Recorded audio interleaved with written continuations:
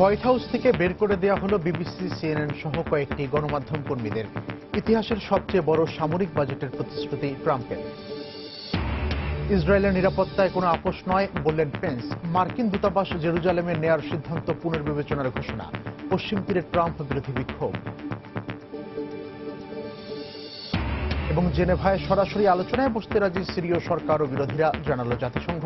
দামেস্কে is অবস্থানে প্রথমবারের মতো ইরাকি বিমান হামলা।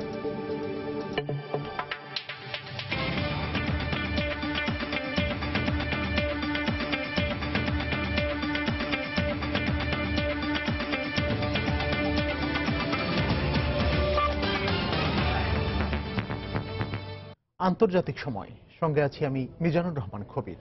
যুক্তরাষ্ট্রে BBC, Al Jazeera, CNN, New York Times সহ উল্লেখযোগ্য কয়েকটি সংবাদ মাধ্যমের কর্মীদের হোয়াইট হাউসের সংবাদ সম্মেলন থেকে বের করে দেওয়া হয়েছে। শুক্রবার নিয়মিত সংবাদ সম্মেলনের আগে মুখপাত্র শন স্পাইসার তাদের বের করে দেন। মার্কিন সেনাবাহিনীর সামর্থ্য বাড়াতে যুক্তরাষ্ট্রের ইতিহাসের সবচেয়ে বড় সামরিক বাজেটের ঘোষণার প্রতিশ্রুতি দিয়েছেন প্রেসিডেন্ট ডোনাল্ড ট্রাম্প। এদিকে মেক্সিকো থেকে আমদানিকৃত পণ্যের ওপর ট্রাম্প প্রশাসন অতিরিক্ত করারোপ করলে পাল্টা ব্যবস্থা নেওয়ার হুঁশিয়ারি দিয়েছে মেক্সিকো। গণমাধ্যমের প্রতি ডোনাল্ড ট্রাম্পের দীর্ঘদিনের ক্ষোভ শুক্রবার হোয়াইট হাউসের সংবাদ সম্মেলনে আরও স্পষ্ট হয়। এদিন সংবাদ সংগ্রহে আসা BBC, Al Jazeera, CNN, New York Times, Daily Mail, Politico, BuzzFeed সহ গুরুত্বপূর্ণ কয়েকটি সংবাদ মাধ্যমের কর্মীদের সম্মেলন কক্ষ থেকে বের করে দেওয়া হয়। তাৎক্ষণিক প্রতিবাদে এপি, ইউএসএ টুডে ও টাইম ম্যাগাজিনের কর্মীরাও সম্মেলন কক্ষ থেকে বেরিয়ে আসেন। Reuters, Fox News, ABC, Bloomberg, CBS, Breitbart সহ 10টি সংবাদ মাধ্যমের কর্মীদের অংশ নিতে দেওয়া হলেও তাদের ক্যামেরা বন্ধ রেখে গণমাধ্যমের কড়া সমালোচনা করেন হোয়াইট হাউসের মুখপাত্র শন স্পাইসার। হোয়াইট হাউসের ইতিহাসে কখনোই সংবাদকর্মীদের এমন অবস্থার মুখোমুখি হতে হয়নি জানিয়ে ট্রাম্প প্রশাসনের এমন আচরণের নিন্দা জানায় হোয়াইট হাউস কারেসপন্ডেন্টস অ্যাসোসিয়েশন এবং নিউ ইয়র্ক টাইমসের নির্বাহী সম্পাদক ডিন বোকেট। এর কয়েক ঘন্টা আগে পূর্বাঞ্চলীয় রাজ্য ম্যারিল্যান্ডে রিপাবলিকান দলের কনজারভেটিভ পলিটিক্যাল অ্যাকশন কনফারেন্সে গণমাধ্যমের উপর এক হাত নেন প্রেসিডেন্ট ট্রাম্প। বেনামি ও ভুল সূত্র থেকে তথ্য সংগ্রহ করে সংবাদ প্রকাশ করা হচ্ছে বলে অভিযোগ করেন তিনি। মেক্সিকো সীমান্তে শিগগিরই দেয়াল নির্মাণের কাজ শুরু এবং সামরিক বাজেট বাড়ানোর কথাও জানান মার্কিন প্রেসিডেন্ট। সেনাবাহিনীর আক্রমণাত্মক ও রক্ষণাত্মক উভয় সামর্থ্য বাড়াতেই কংগ্রেসকে বড় সামরিক বাজেট ঘোষণার আহ্বান জানাবো।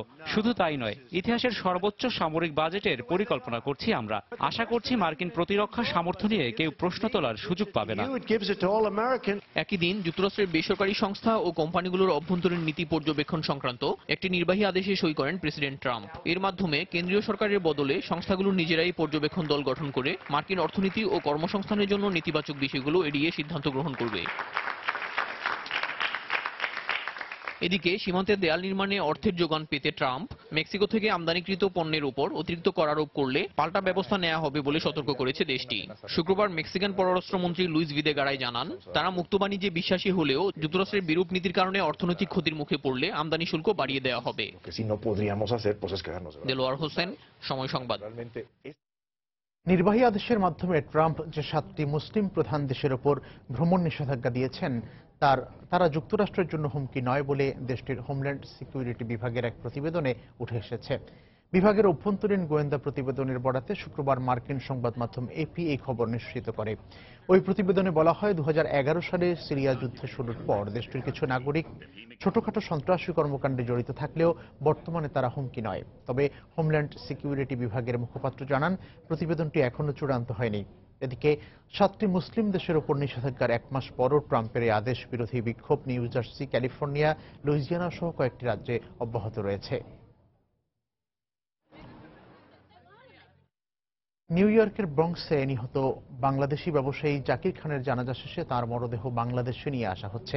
শুক্রবার স্থানীয় সময় রাত 11টায় তার মরদেহ বহনকারী Emirates Airlines John F Kennedy বিমানবন্দর থেকে ছেড়ে যায়। এর আগে ব্রঙ্কসের পার্ক চেস্টার জামে মসজিদে জাকির খানের জানাজায় অংশ নেন মরহুমের পরিবারের পাশাপাশি কয়েকশো প্রবাসী। জানাজা শেষে নিহত জাকির খানের পরিবারের প্রতি সমবেদনা জানান new York state senator Rubin Diaz এবং স্থানীয় কাউন্সিলম্যান লুইস সুপালভেদা। গেল বুধবার নিউ ইয়র্কের ব্রঙ্কসে বাড়ি ভাড়া নিয়ে দ্বন্দ্বের জেরে মিশরীয় আমেরিকান বাড়িওয়ালার ছুরিকাঘাতে নিহত হন জাকির খান।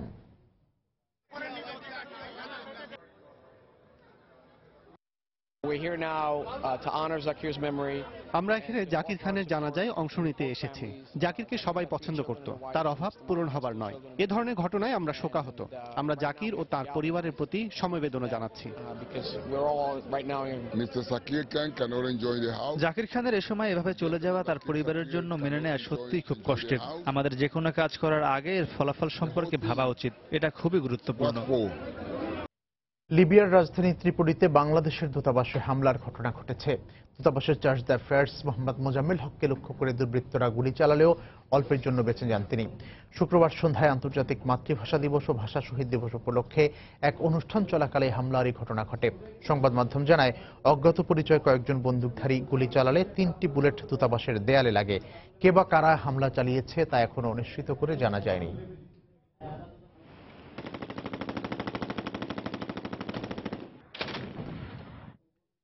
ডোনাল্ড ট্রাম্প কখনো ইসরায়েলিদের নিরাপত্তার বিষয়ে সমঝোতা করবেন না বলে জানিয়ে মার্কিন ভাইস প্রেসিডেন্ট মাইক পেন্স বলেছেন, ইসরায়েলে মার্কিন দূতাবাস তেল আবিব থেকে জেরুজালেমে সরিয়ে নেওয়ার কথা বিবেচনা করা হচ্ছে। ট্রাম্প এর আগে দ্বিরাষ্ট্র সমাধান সমর্থন না করলেও এবার এক সাক্ষাৎকারে বিষয়টির প্রতি সমর্থন দিয়েছেন। এদিকে ফিলিস্তিনি জনগণের প্রতি বৈষম্যমূলক আচরণের অভিযোগে পশ্চিম তীরের হেব্রন শহরে মার্কিন প্রেসিডেন্ট ডোনাল্ড ট্রাম্পের বিরুদ্ধে বিক্ষোভ করেছেন সেখানকার বাসিন্দারা। শুক্রবার হেব্রনের সুহাদা স্ট্রিট বন্ধের 23তম বার্ষিকীতে এক বিক্ষোভ সমাবেশে ট্রাম্পের ছবিতে জুতা ছুঁড়ে মারতে দেখা যায় ফিলিস্তিনিদের। ট্রাম্প ফিলিস্তিনের জনগণের প্রতি বৈষম্যমূলক আচরণ করছেন এমন অভিযোগ এনে এতে ফিলিস্তিনিদের পাশাপাশি বিদেশি মানবাধিকার কর্মীরাও অংশ নেন। 1994 সালে হেব্রনের একটি মসজিদে এক ইসরায়েলির হামলায় 29 জন ফিলিস্তিনি নিহত হওয়ার পর ইসরায়েলি সেনারা রাস্তাটি বন্ধ করে দেয়। সমাবেশ থেকে সুহাদা স্ট্রিট খুলে দেওয়ারও দাবি জানানো হয়। বিক্ষোভকারীদের ছত্রভঙ্গ করতে টিয়ার গ্যাস নিক্ষেপ করে ইসরায়েলি সেনাবাহিনী। আমরা যেখানে এসেছি ট্রাম্পকে জানাতে যে বিশ্বের সবার যেমন মানবাধিকার আছে, আমাদেরও আছে। আমরা তাকে সম্মান করি না, কারণ তিনি ফিলিস্তিনের সঙ্গে বৈষম্যমূলক আচরণ করছেন। ইসরায়েলের নিন্দা জানিয়েছে জাতিসংঘ। আহত এক ফিলিস্তিনিকে গুলি করে হত্যার শাস্তি হিসেবে এক ইসরায়েলি সেনাকে মাত্র 1.5 বছর কারাদণ্ডাদেশ দেয় এর সমালোচনা করে বিশ্ব সংস্থা। এদিকে ট্রাম্প এর আগে দ্বিরাষ্ট্র সমাধানের বিপক্ষে কথা বললেও এবার সুর বদল করেছেন। বার্তা সংস্থা রয়টার্সকে দেয়া সাক্ষাৎকারে তিনি বলেন, দুপক্ষই যদি খুশি থাকে তাহলে দ্বিরাষ্ট্র সমাধানের ব্যাপারে তার কোনো সমস্যা নেই। শুক্রবার নেভাদায় রিপাবলিকান ইহুদি কোয়ালিশনে বক্তব্য দিতে গিয়ে পেন্সও বলেন, ডোনাল্ড ট্রাম্প দ্বিরাষ্ট্র সমাধান চান, তবে ইসরায়েলের নিরাপত্তার বিষয়ে সমঝোতা করবেন না তিনি। কিভাবে ইসরায়েল ফিলিস্তিন দ্বন্দ্ব নিরসন করে শান্তি আনা যায় সে বিষয়ে ট্রাম্পও ভাবছেন। তার সঙ্গে এ বিষয়ে আমি কথা বলেছি। তিনি পরিষ্কার করে বলেছেন, কোনো চুক্তিতে পৌঁছতে হলে দুপক্ষকেই সমঝোতা করতে হবে। ইসরায়েলে মার্কিন দূতাবাস জেরুজালেমে সরিয়ে নেওয়া হবে কিনা তা পর্যালোচনা করে দেখা হচ্ছে। ফিলিস্তিনপন্থী মনোভাবের অভিযোগে হিউম্যান রাইটস ওয়াচ কর্মীদের ইসরায়েলে প্রবেশের ওপর নিষেধাজ্ঞা জারি করেছে দেশটির কর্তৃপক্ষ। এদিকে লেবাননে গিয়ে ফিলিস্তিনি প্রেসিডেন্ট মাহমুদ আব্বাস বলেছেন, ইসরায়েল শান্তি প্রক্রিয়াকে স্থবির করে দিতে চাইছে। ফিলিস্তিনকে স্বনির্ভর রাষ্ট্র গঠনে সহায়তা করার জন্য মিশর সিনাই উপদ্বীপের একাংশ ফিলিস্তিনিদের হাতে তুলে দিতে রাজি আছে বলে ইসরায়েলি এক পত্রিকায় প্রকাশিত খবরকে ভিত্তিহীন বলে উড়িয়ে দিয়েছে কায়রো। হাফসাতুন্নেসা, সময় সংবাদ। আন্তর্জাতিক সময় আরো দেখবেন, ন্যাম হত্যাকাণ্ড তদন্তে সহায়তায় উত্তর কোরিয়ার প্রতি মালয়েশিয়ার আহ্বান। পিয়ংইয়ং এর সন্দেহভাজন দূতাবাস কর্মকর্তা স্বেচ্ছায় ধরা না দিলে জোর করে জিজ্ঞাসাবাদের হুমকি। সিরিয়ার সরকার ও বিদ্রোহী দলগুলোর প্রতিনিধিরা প্রথমবারের মতো জেনেভায় সরাসরি আলোচনায় বসতে রাজি হয়েছে বলে জানিয়েছে জাতিসংঘ। জেনেভায় আলোচনার দ্বিতীয় দিন শেষে জাতিসংঘের সিরিয়া বিষয়ক বিশেষ প্রতিনিধি স্টেফান ডি মিস্তুরার চিফ অফ স্টাফ এক সংবাদ সম্মেলনে একথা জানান।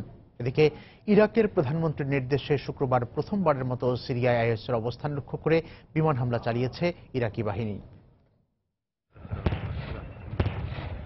মার্কিন জোটের পর এবার ইরাকি সামরিক বাহিনীর বিমান হামলার শিকার সিরিয়া। শুক্রবার সিরিয়ার দামেস্কের 2টি এলাকায় আইএসের অবস্থান লক্ষ্য করে প্রথমবারের মতো বিমান হামলা চালায় তারা।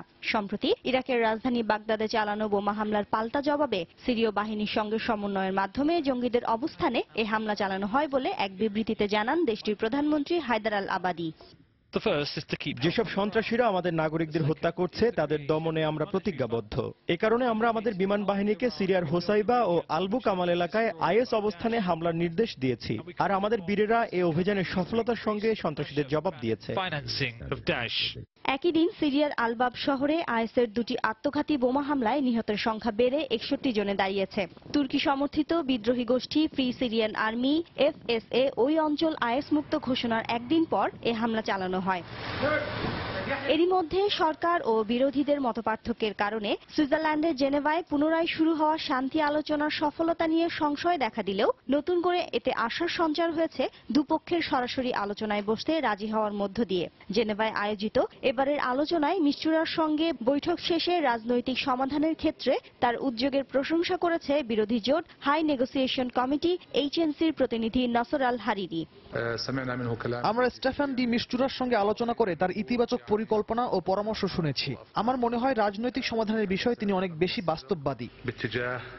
এদিকে শুক্রবার সিরিয়ার উত্তরাঞ্চলের কোবানি ও রাক্কায় আকস্মিক গোপন সফর করেছেন মার্কিন শীর্ষ সামরিক কর্মকর্তা জোসেফ বোতিল। সিরিয়ায় আরও সেনা পাঠানোর বিষয়ে ওয়াশিংটনের ইঙ্গিতের পর এ সফর করলেন তিনি। সেখানে সিরিয়ান ডেমোক্রেটিক ফোর্সের কমান্ডারদের সঙ্গে রাক্কা অভিযান ও সামরিক সহায়তা বাড়ানোর বিষয়ে আলোচনা করেন জোসেফ। শিরিন আক্তার, সময় সংবাদ। এদিকে কিছুক্ষণ আগে সিরিয়ার সরকার নিয়ন্ত্রিত হোমস শহরে সিরিজ আত্মঘাতী বোমা হামলায় শীর্ষ সামরিক কর্মকর্তা সহ অন্তত 42 জন নিহত। কিম জং নাম হত্যার ঘটনা তদন্তে মালয়েশিয়ার পুলিশকে উত্তর কোরীয় কূটনীতিক ইয়ান কাওয়াংসং স্বেচ্ছায় সহযোগিতা না করলে তার বিরুদ্ধে গ্রেপ্তারি পরোয়ানা জারি করা হবে বলে জানিয়েছে মালয়েশীয় কর্তৃপক্ষ। শনিবার মালয়েশীয় পুলিশের বরাত দিয়ে গণমাধ্যম জানায়, পরবর্তী পদক্ষেপ নেওয়ার আগেই হত্যার ঘটনা তদন্তে পুলিশকে সহায়তার জন্য ওই কূটনীতিককে সময় বেঁধে দেওয়া হয়েছে। অন্যথায় তাকে আইন অনুযায়ী বাধ্য করা হবে বলে জানানো হয়। মালয়েশিয়ায় এ ধরনের পদক্ষেপের কড়া সমালোচনা করেছে উত্তর কোরিয়া। দক্ষিণ কোরিয়ার প্ররোচনায় মালয়েশিয়া এসব করছে বলেও অভিযোগ তুলেছে দেশটি। 13 ফেব্রুয়ারি মালয়েশিয়ার কুয়ালালামপুর বিমানবন্দরে বিষাক্ত রাসায়নিকে আক্রান্ত হয়ে নিহত হন উত্তর কোরিয়ার নেতা কিম জং উনের সৎ ভাই কিম জং নাম। এরপর উত্তর কোরিয়ার এক কূটনীতিক সহ 8 জনকে জিজ্ঞাসাবাদের জন্য ডাকে মালয়েশিয়া। এরপর থেকেই দু দেশের মধ্যে চরম উত্তেজনা চলছে।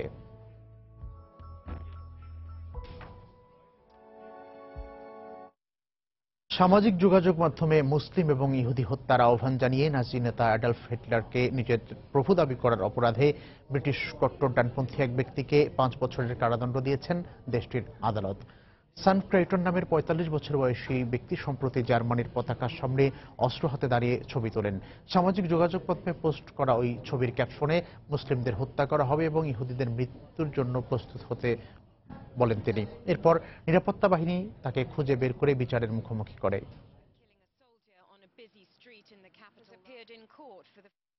জার্মানিতে তুরস্কের 136 কূটনীতিক পরিবার সহ রাজনৈতিক আশ্রয়ের আবেদন করেছেন। জার্মান স্বরাষ্ট্র দপ্তরের বরাতে স্থানীয় সংবাদ মাধ্যম জানায়, তুরস্কে ব্যর্থ সেনা অভ্যুত্থানের পর থেকে আবেদনগুলো জমা পড়েছে, তবে তাদের পরিচয় প্রকাশ করেনি কর্তৃপক্ষ। আবেদনকারীদের জার্মানিতে আশ্রয় না দেওয়ার জন্য আহ্বান জানিয়েছে তুরস্ক। এদিকে 2 তুর্কি সেনা কর্মকর্তা গ্রিসে রাজনৈতিক আশ্রয় চেয়েছেন বলে জানিয়েছে গণমাধ্যম। আবেদনকারীরা গ্রিসের কারাগারে বন্দী রয়েছে। এর আগে গ্রিসে আশ্রয় নেওয়া 8 তুর্কি সেনাকে তুরস্কে ফেরত দেওয়ার আবেদন নাকচ করে দেয় দেশটির আদালত। 2016 সালের জুলাই মাসে ব্যর্থ সেনা অভ্যুত্থানের পর ব্যাপক অভিযান শুরু করে তুর্কি সরকার।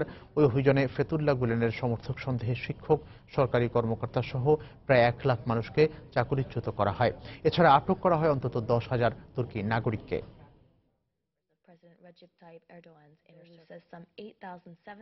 দক্ষিণ আফ্রিকার প্রিটোরিয়া শহরে স্থানীয় বাসিন্দা ও অভিবাসীদের মধ্যে সংঘর্ষ হয়েছে। পরিস্থিতি নিয়ন্ত্রণে আনতে পুলিশ টিয়ার গ্যাস ও রাবার বুলেট নিক্ষেপ করে। স্থানীয়রা শহরটিতে অভিবাসন বিরোধী পদযাত্রার আয়োজন করে। সে সময় অভিবাসীদের মালিকানাধীন বেশ কিছু দোকান ও বাড়িঘরে লুটপাট ও অগ্নিসংযোগ করা হয়। এক পর্যায়ে দুপক্ষের মধ্যে সংঘর্ষ ছড়িয়ে পড়লে পুলিশের হস্তক্ষেপে পরিস্থিতি নিয়ন্ত্রণে আসে। তবে এখনও শহরটিতে থমথমে অবস্থা বিরাজ করছে। বিক্ষোভকারীদের অভিযোগ, অভিবাসী মালিকানাধীন স্থাপনাগুলোতে মাদক বিক্রি চলত। দেশটিতে কয়েক বছরে অভিবাসীদের ওপর আক্রমণ বেড়েই চলেছে। স্থানীয় বাসিন্দাদের বেকারত্ব ও দারিদ্রতাকেই এই সহিংসতার জন্য দায়ী করা হয়ে থাকে।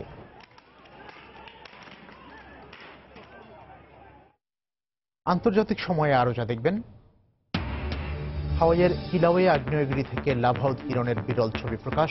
অতীতের তুলনায় বহুগুণে বেড়েছে অগ্নুৎপাত, তথ্য ইউএসজিএস এর। RFL ওয়াটার পাম্প, পানি দেবে টেনশন নয়।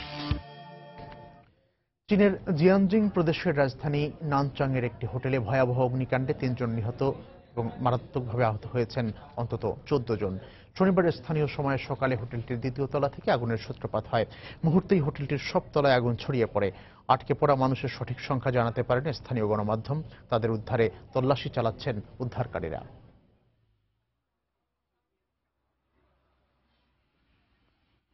যুক্তরাষ্ট্রের হাওয়াইয়ে আগুন পানির যুদ্ধ এখন চরমে। পাহাড়ের চূড়ায় কিলাওয়ে আগ্নেয়গিরি থেকে ঝর্ণার মতো গলিত লাভা পড়ার বিরল ছবি প্রকাশ করেছে মার্কিন ভূতাত্ত্বিক জরিপ সংস্থা। অঝোর ধারায় লাভা উদ্গীরণের ফলে হাওয়াই উপকূলের প্রশান্ত মহাসাগরের পানিও যেন গলিত আগুনের রূপ নেয়। দুঃসাহসী দর্শনার্থীদের কেউ কেউ ছুটে যাচ্ছেন আগুন পানির হাড্ডাহাড্ডি এমন লড়াইয়ের সাক্ষী হতে। হাওয়াইয়ের কিলাওয়ে আগ্নেয়গিরিটি পৃথিবীর সক্রিয় আগ্নেয়গিরিগুলোর মধ্যে অন্যতম। 1983 সালের থেকে মাঝে মধ্যেই এটি থেকে অগ্নুৎপাত হয়ে আসছে। সাম্প্রতিক সময়ে আগ্নেয়গিরির লাভা উদ্গীরণ অতীতের তুলনায় বহুগুণে বেড়েছে বলে জানায় হাওয়াইয়ের আগ্নেয়গিরি পর্যবেক্ষণ সংস্থা।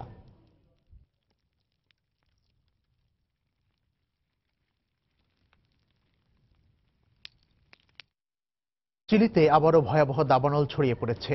বিওবিও প্রদেশে এই দাবানলের ঘটনায় জারি করা হয়েছে সর্বোচ্চ সতর্কতা। একে সাম্প্রতিক ইতিহাসের সবচেয়ে ধ্বংসাত্মক দাবানল বলে আখ্যা দিয়েছে দেশটির সরকার। সরিয়ে নেওয়া হচ্ছে সেখানকার বাসিন্দাদের। চলতি মাসের শুরুতে দাবানলে 11 জন নিহতের খবর পাওয়া যায়। এছাড়াও পড়ে যায় প্রায় 1500 ঘরবাড়ি। এসব ঘটনায় প্রায় 35 কোটি মার্কিন ডলার ক্ষয়ক্ষতি হয়েছে বলে জানায় গণমাধ্যম। দমকল বাহিনী দাবানল নিয়ন্ত্রণে চেষ্টা চালিয়ে যাচ্ছে।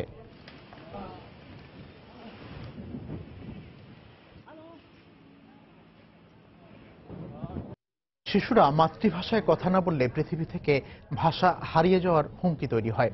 এই হুমকি মোকাবেলায় শিশুদের জন্য মাতৃভাষায় শিক্ষাদানের ব্যবস্থা করার উপর গুরুত্ব আরোপ করেছেন ভাষা সংরক্ষণ বিষয়ক আন্তর্জাতিক সংস্থা লিঙ্গুইস্টিক সোসাইটি অফ আমেরিকার সামার ল্যাঙ্গুয়েজ ইনস্টিটিউটের প্রধান রব থার। আন্তর্জাতিক মাতৃভাষা দিবস উপলক্ষে নিউ ইয়র্কে বাংলাদেশ দূতাবাস আয়োজিত আলোচনা সভায় তিনি একথা বলেন। শুক্রবার ছোট্ট সোনামণিদের ভাষা আন্দোলনের সাংস্কৃতিক উপস্থাপনায় মুখর হয়ে ওঠে নিউ ইয়র্কে বাংলাদেশ কনসুলেটের হলরুম। নতুন প্রজন্মের মনোমুগ্ধকর পরিবেশনায় মহান ভাষা আন্দোলনে শহীদদের প্রতি যথাযথ শ্রদ্ধা নিবেদনের মধ্য দিয়ে শুরু হয় আন্তর্জাতিক মাতৃভাষা দিবস উপলক্ষে বিশেষ আলোচনা সভা। আলোচনায় অতিথি হিসেবে বক্তব্য রাখেন সামার ল্যাঙ্গুয়েজ ইনস্টিটিউটের প্রধান রব থার, নাট্য ব্যক্তিত্ব জামালউদ্দিন হোসেন, ডাক্তার মাসুদুল হাসান সহ অনেকে। রব থার বলেন, মাতৃভাষায় শিক্ষার সুযোগ ছাড়া টেকসই পৃথিবী গড়ে তোলা সম্ভব নয়। একটি জাতির জন্য তার মাতৃভাষা কতটা গুরুত্বপূর্ণ বাংলাদেশ তার জীবন্ত উদাহরণ। কোন দেশের মাতৃভাষা সংরক্ষণ ও সমৃদ্ধ করার প্রধান হাতিয়ার হলো শিশুকে তার আপন ভাষার সঠিক প্রয়োগ শেখানো। বাংলা ভাষা সংরক্ষণে বাংলাদেশ সরকার আন্তর্জাতিক ভাষা ইনস্টিটিউট প্রতিষ্ঠা সহ অনেক কার্যকরী পদক্ষেপ গ্রহণ করেছে। বিশ্বে যারা নিজেদের ভাষা ও অধিকার রক্ষার আন্দোলনে লিপ্ত তাদের ব্যথা বাঙালিরা সবচেয়ে ভালো বোঝে। অনুষ্ঠানে বিভিন্ন দেশের দূতাবাস ও প্রতিষ্ঠানের প্রতিনিধি সহ সব শ্রেণী পেশার প্রবাসীরা উপস্থিত ছিলেন। সময় সংবাদ, নিউ ইয়র্ক, যুক্তরাষ্ট্র। এ পর্যায়ে আবারও জানিয়ে দিচ্ছি আন্তর্জাতিক সময়ের শীর্ষ সংবাদগুলো। হোয়াইট হাউস থেকে বের করে দেওয়া হলো বিবিসি, সিএনএন সহ কয়েকটি গণমাধ্যম কর্মীদের। ইতিহাসের সবচেয়ে বড় সামরিক বাজেটের প্রতিশ্রুতি ট্রাম্পের। ইসরায়েলের নিরাপত্তায় কোনো আপোষ নয় বললেন পেন্স। মার্কিন দূতাবাস জেরুজালেমে নেয়ার সিদ্ধান্ত পুনর্বিবেচনার ঘোষণা। পশ্চিম তীরে ট্রাম্প বিরোধী বিক্ষোভ। এবং জেনেভায় সরাসরি আলোচনায় বসতে রাজি সিরীয় সরকার ও বিরোধীরা। জানাল জাতিসংঘ। দামেস্কে আইএস অবস্থানে প্রথমবারের মতো ইরাকি বিমান হামলা। এই ছিল আন্তর্জাতিক সময়।